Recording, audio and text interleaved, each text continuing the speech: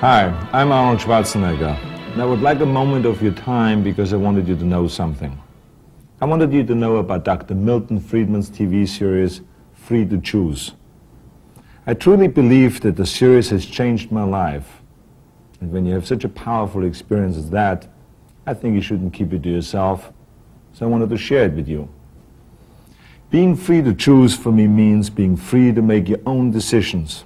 Free to live your own life, pursue your own goals, chase your own rainbow, without the government breathing down on your neck or standing on your shoes.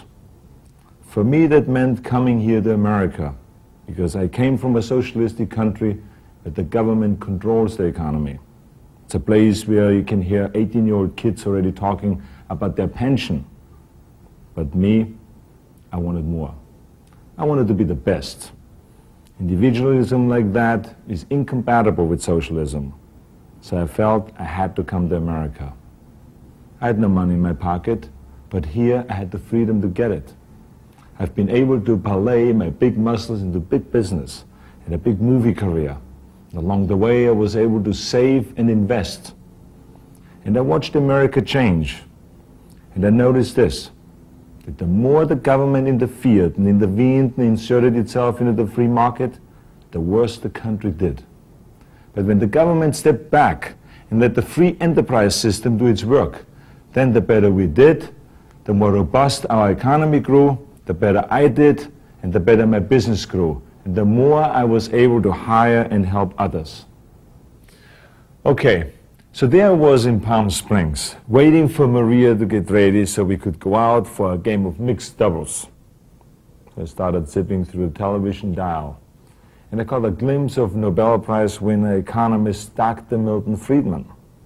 I recognized him from the studying of my own degree in economics and business, but I didn't know I was watching Free to Choose. It knocked me out. Dr. Friedman expressed, validated, and explained everything I ever thought or experienced or observed about the way the economy works. And I guess I was really ready to hear it. He said, the economic race should not be arranged so that everyone ends at the finish line at the same time, but so that everyone starts at the starting line at the same time. Wow. I would like to write that one home to Austria. He said, that society that puts equality before freedom winds up with neither. But that society puts freedom before equality will end up with a great measure of both. Boy, if I would have come up with that one myself, I maybe wouldn't have had to get into bodybuilding. When I did beef up my bodybuilding in business school, of course I started what Thomas Jefferson believed, and what Adam Smith thought, and even what Milton Friedman had to say. But with Free to Choose, it all came together. Their economic thought with my own personal experience. In a way, I felt I'd come home. I sought out Dr. Friedman and had the great pleasure and privilege of meeting him and his economist wife, Rose. And we've all become friends, and now I call him Milton. And that became a big pain in the neck about Free to Choose. All my friends and acquaintances got the tapes and the books for Christmas after Christmas, all the way through the Reagan years when I was able to tell them all, you see, Milton is right. And I think it's crucial that we all keep moving in the same direction, away from socialism and towards greater freedom and opportunity. That's why I'm so excited that Milton Friedman is updating Free to Choose, bringing it into the 90s by discussing how to deal with the drug disaster, the Japan phenomenon, and of course, the miserable failure of communism. Oh, by the way, there are plans now to translate Free to Choose into the languages of the Soviet Union and Eastern Europe. And you know, they really need it to guide them through as they take the first walk into freedom. But we need it too. I recommend you the new TV series Free to Choose and encourage you to walk into the 21st century in freedom, in opportunity, and in success.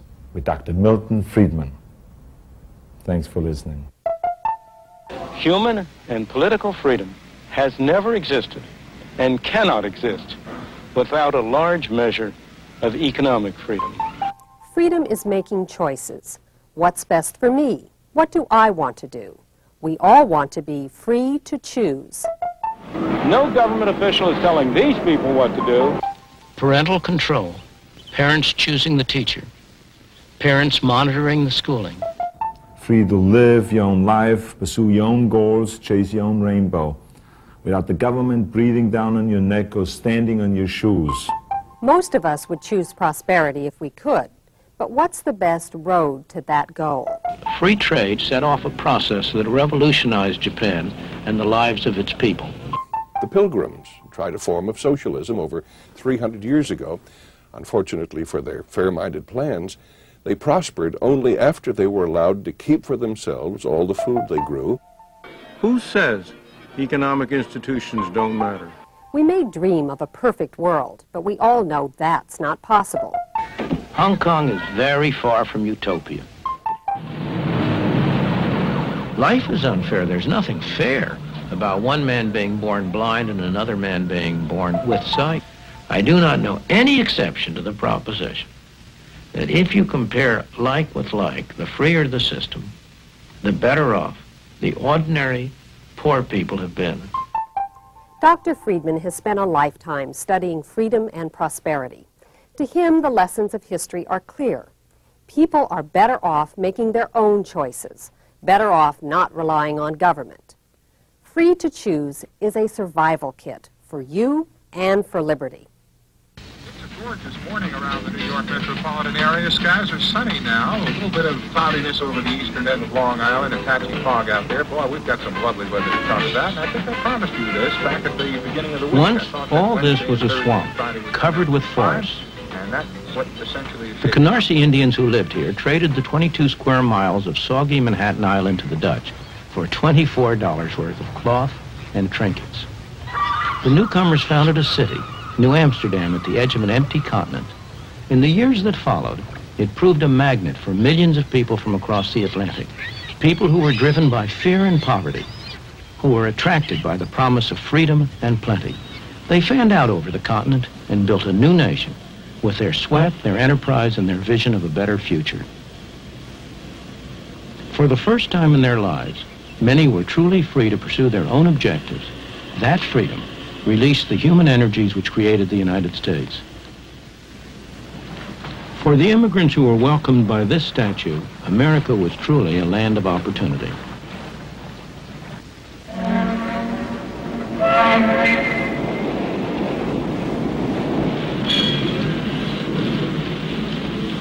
They poured ashore in their best clothes, eager and expectant, carrying what little they owned. They were poor, but they all had a great deal of hope.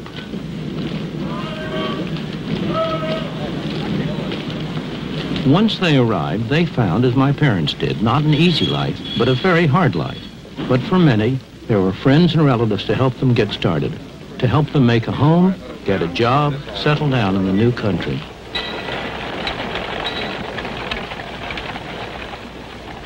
There were many rewards for hard work, enterprise, and ability. Life was hard, but opportunity was real. There were few government programs to turn to and nobody expected them. But also, there were few rules and regulations. There were no licenses, no permits, no red tape to restrict them. They found, in fact, a free market, and most of them thrived on it. Many people still come to the United States driven by the same pressures and attracted by the same promise. You can find them in places like this. It's Chinatown in New York, one of the centers of the garment industry, a place where hundreds of thousands of newcomers have had their first taste of life in the new country. The people who live and work here are like the early settlers. They want to better their lot, and they're prepared to work hard to do so. Although I haven't often been in factories like this, it's all very familiar to me, because this is exactly the same kind of a factory that my mother worked in when she came to this country for the first time at the age of 14, almost 90 years ago. And if there had not been factories like this here then, at which she could have started to work and earned a little money, she wouldn't have been able to come. And if I existed at all, I'd be a Russian or